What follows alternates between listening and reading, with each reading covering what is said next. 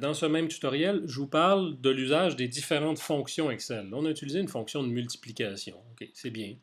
On aurait pu utiliser une division. Donc, par exemple, je pourrais faire la case ici divisé par 2. Donc, c'est les symboles que vous êtes habitué de voir. Là. Diviser la barre oblique, multiplier l'étoile. On peut faire une simple addition. Je pourrais faire la case qui est ici plus la case qui est là. Donc, on est en train de faire ici une addition de deux affaires. Si vous faites une addition de plein de choses, vous pouvez utiliser des plus entre plein de choses. Ça fonctionne comme sur une calculatrice, comme sur un papier. Après ça, il y a aussi la priorité des opérations. Donc, si vous voulez faire la case B4 plus la case E4, et tout ça, vous voulez faire fois la case F4, bien là, utilisez des parenthèses. Donc, priorité des opérations, ici on met un plus, fois la case F4. OK, ça fonctionne.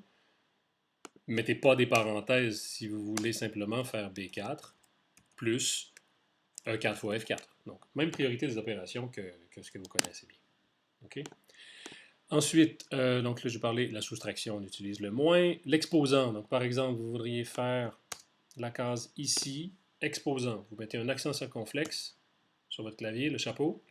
Il se pourrait que vous ayez appuyé le chapeau 2 fois parce qu'il pense que c'est du texte, mais en tout cas, vous en mettez juste un. 2. Donc, vous venez de faire B4 au carré, B4 au cube. Okay, les exposants fonctionnent comme ça.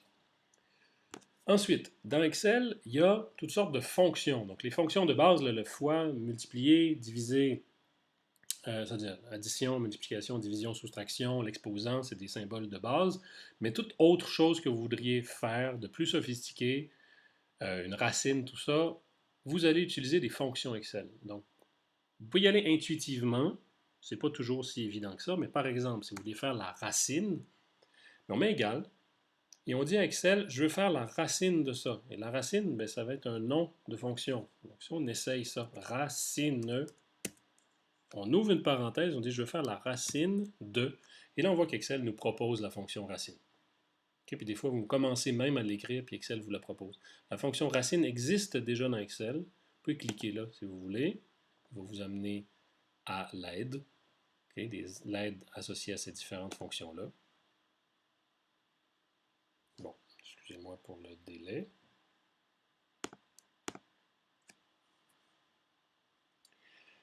Et donc, si vous voulez faire racine de cette case-là, ben, racine de B4.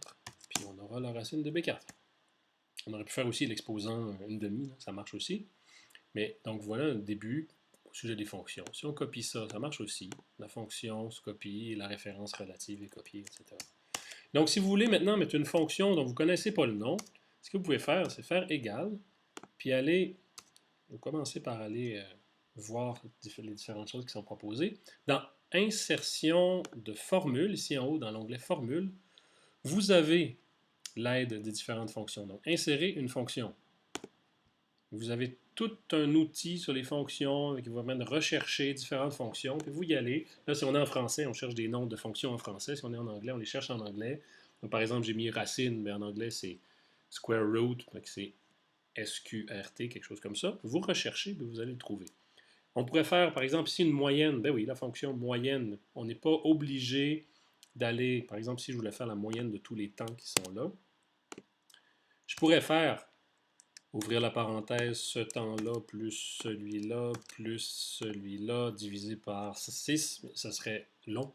Donc à la place de ça, on peut utiliser la fonction moyenne. Vous ne le savez pas, vous allez ici dans la recherche et vous cherchez la fonction moyenne.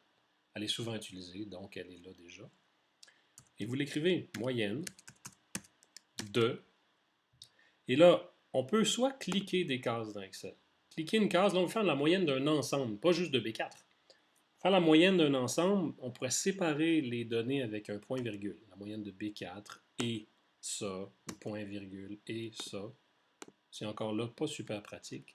Tout simplement, si vous voulez faire la moyenne d'un ensemble, sélectionnez l'ensemble.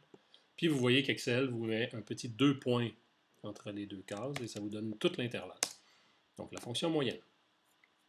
Autre fonction typique que vous allez utiliser, la fonction somme, par exemple, égale somme.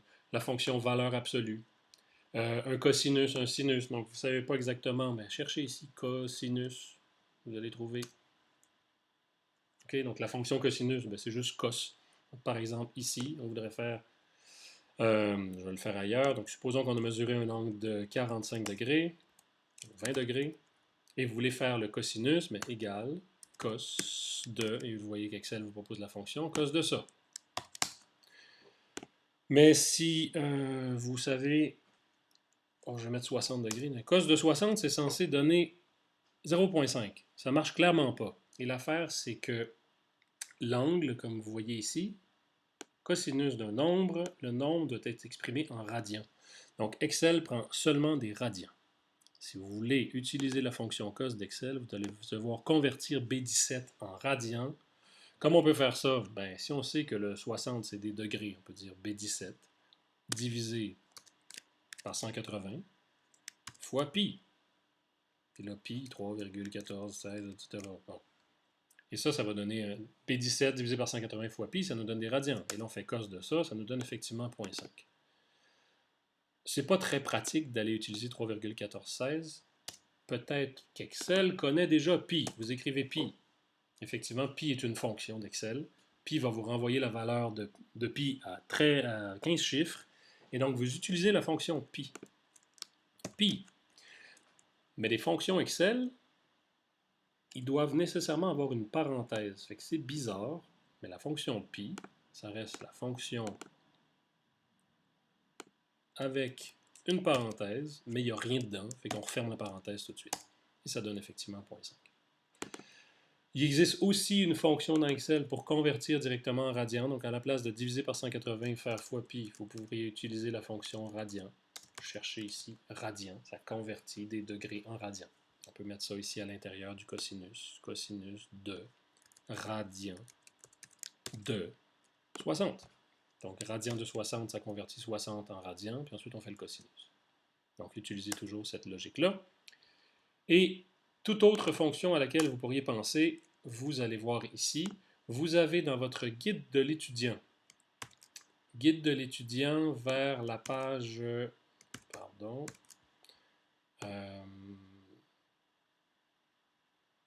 page 39 dans la version de 2019-2020, ça peut être une autre page dans une autre version. Vous avez l'introduction à Excel et vous avez une liste des fonctions qui pourraient vous être utiles. Donc la fonction puissance, si jamais vous voulez mettre à la puissance de plus compliqué que juste un chiffre. La fonction pi, la fonction sinus. Donc vous avez une liste de ces fonctions-là habituelles que vous pouvez utiliser. Donc pliez le coin de cette page-là là, sur ce tutoriel Excel, même si ce n'est pas exact parce que c'est un peu ancien ce tutoriel-là. Vous avez des références aux trucs de base d'Excel.